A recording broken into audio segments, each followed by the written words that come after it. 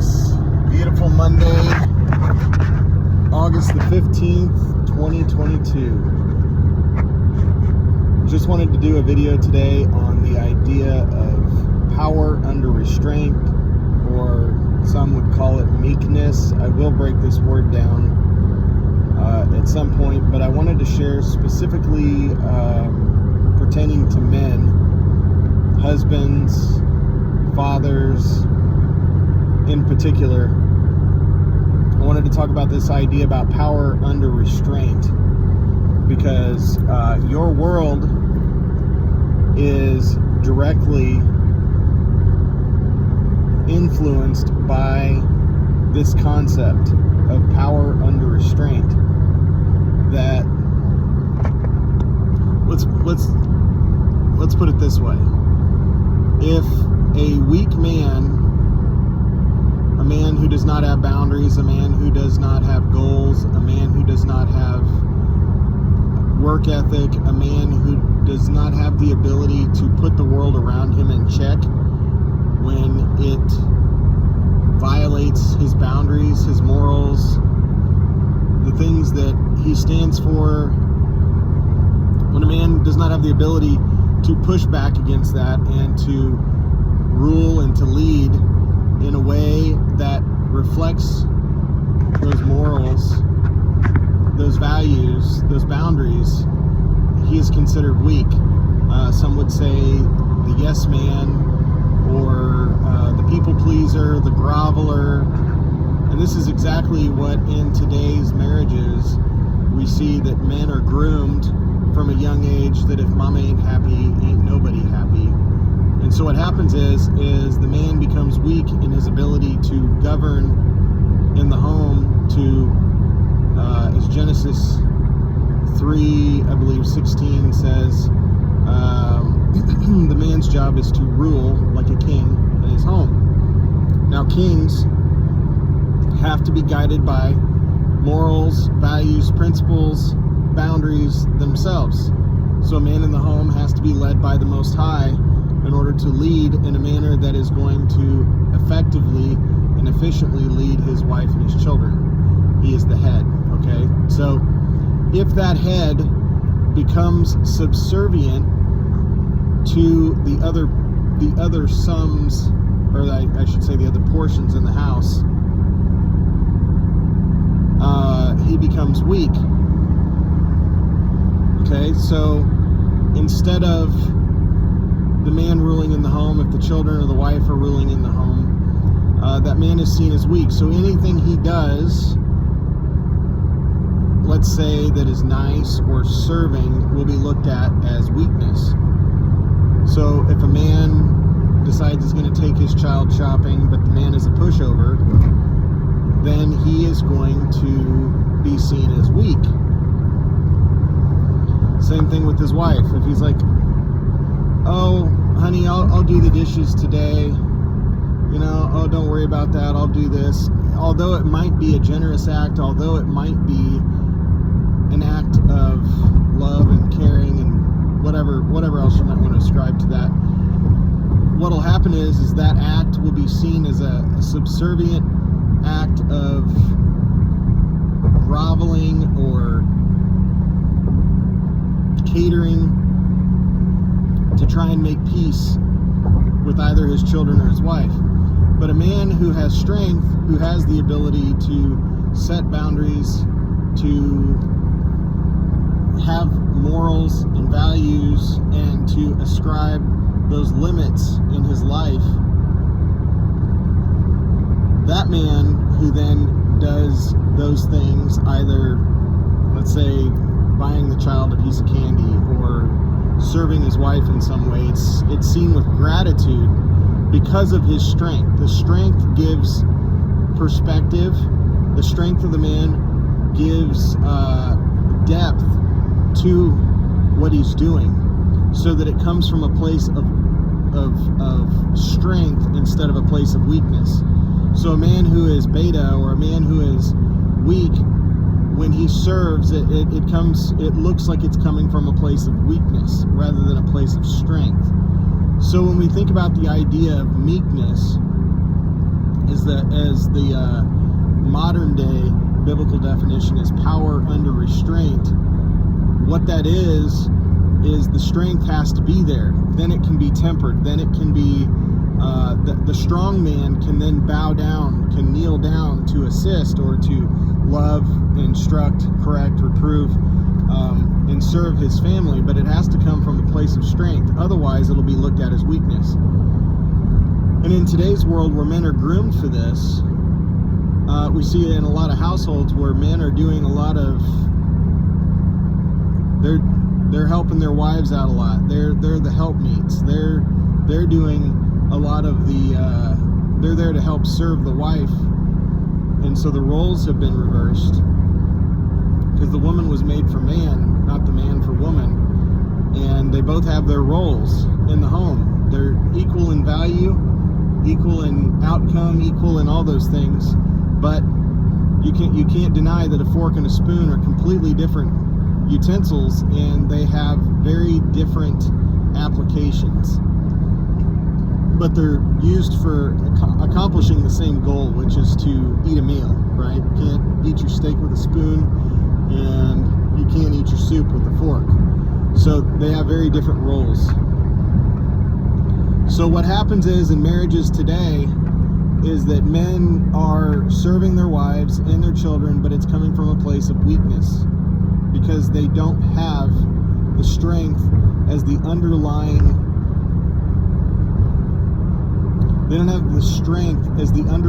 perspective or foundation by which those other things that they're doing, the giving and the caring and the kindness of those things, can be looked at with gratitude. Because strength, when somebody who is powerful kneels down to give, to help, to love, whatever it is, it's always seen as, wow, this person helped me. This person, like, you look at it with gratitude, because they're so strong. They're so, not necessarily physically, but emotionally, mentally, all those things. They can all be looked at in perspective when a person gives, and say, wow, that person, they're so capable, and they're so this and that, but yet they help me. And that's where we find gratitude.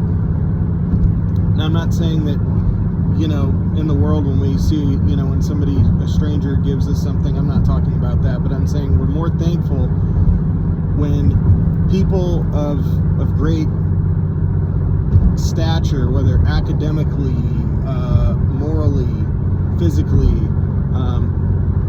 do bow down to give or to help.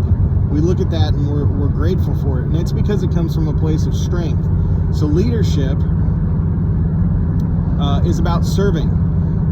If you look at Christ's example, is God comes to earth and dwells with man. He bends down, he kneels down to assist. And we should look on that with gratitude, that the Most High did not find being God as something to be, like, to come outside of that and to come into this, to lower himself. But it comes from a place of strength. Okay, so it comes from a place of strength, being able to call hail and fire and brimstone from the heavens at any moment. And angels could have decimated mankind at any moment when Messiah was being stricken, and yet that didn't happen. Okay, there's power under restraint. There is meekness. That is why when we look at Messiah, we think, wow, how grateful am I that someone so powerful, the creator of all that exists, came to this earth to die for my sins and to teach me how to live accordingly.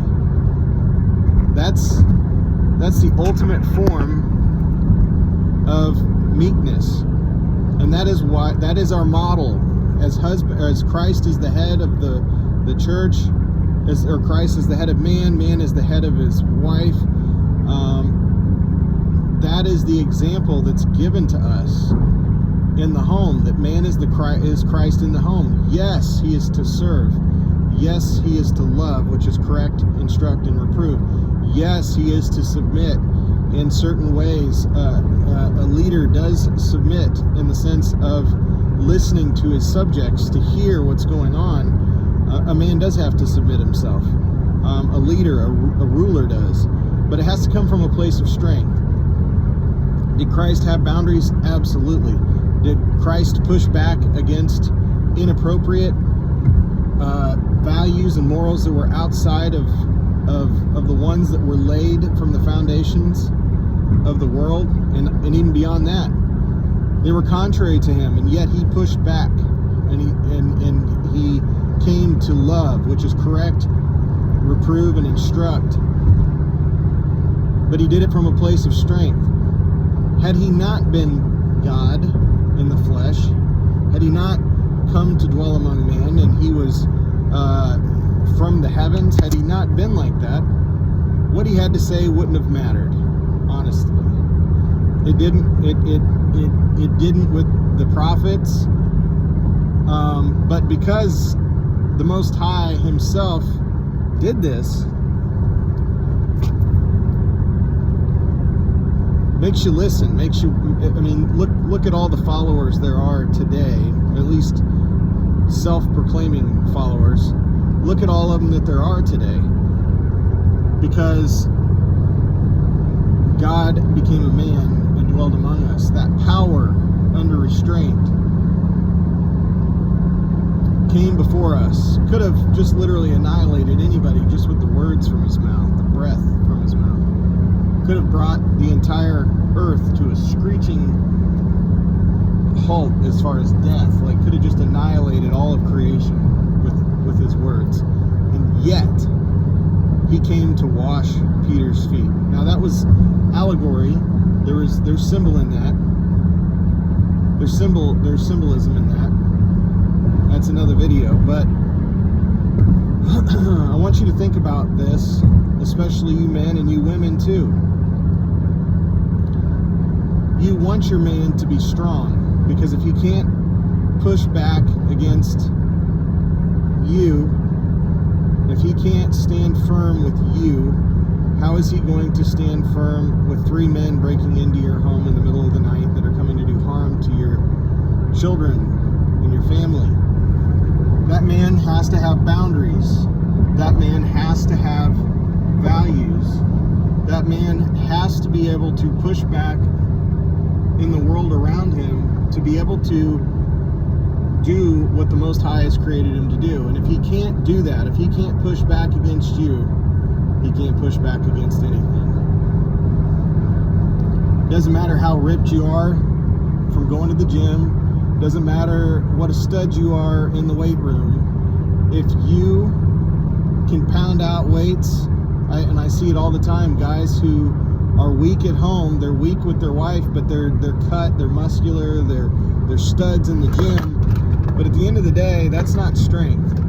Strength isn't necessarily what's in your bicep, because the mental strength, the spiritual strength is greater than that, because that's what's going to give you the ability to have the fortitude and the grit to stand up against people who are coming in to your life that are looking to do harm to you, your wife, and your children.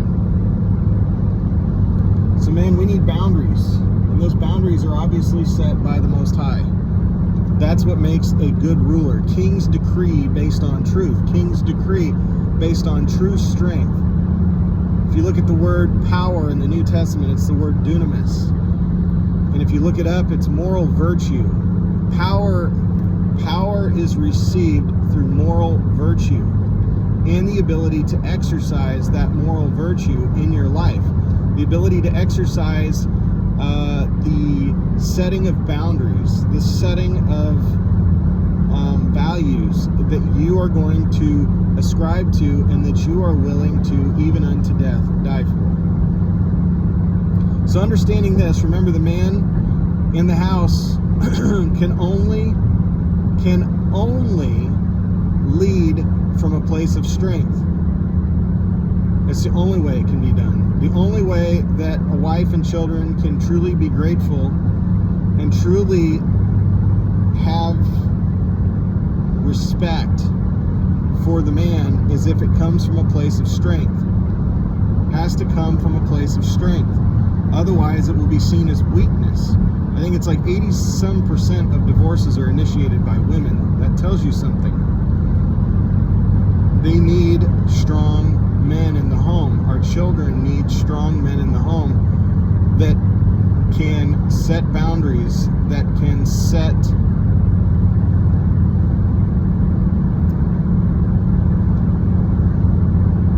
boundaries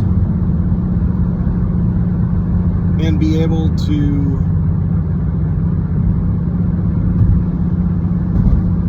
react in a way just as our Messiah did. He was not weak. He was not a pacifist. He spoke the truth and at times said things that needed to be said that were very harsh. You brood of vipers, you den of snakes. You're of your father, the devil, basically saying that they were the bloodlines of the devil. I mean, you talk about some harsh words. But Messiah knew how to engage with the world around him and how to be strong and set boundaries, to teach, correct, instruct, reprove, all those things. So it made all the things that he did, washing Peter's feet, feeding the 5,000, it made all those acts all the more greater because that power kneeled down. Didn't have to. He didn't have to do the dishes, but he did. He didn't have to vacuum the living room, but he did. That creates an environment of gratitude, creates an environment of thankfulness, because a strong, all-powerful, majestic leader that he was did not consider his high estate to be something to did not consider it below himself to come here. And that is your example, that is your lesson as men to how strength gives context to serving. Strength gives context to everything we do. Because if it's seen what we're doing is out of strength, then people will be grateful. They will be so thankful for what you do. If it's seen out of weakness, people perceive it as groveling. They perceive it as you're trying to earn brownie points. You're a yes man. You want everybody to like you. The truth be told, men are not agreeable creatures. We're just not. We weren't made to be agreeable creatures. Women are made to be agreeable. And there's a reason for that. They raise children. They raise children. That is needed to be in home with children all day long. To be a man who goes out among wolves, a man who goes out among lions. A man has to be disagreeable. That's just the way we were made to be. But society has tried changing this to make women disagreeable and men agreeable, and it doesn't work. A woman cannot have the kind of respect for her husband that she needs to if he's weak. She can't be thankful for the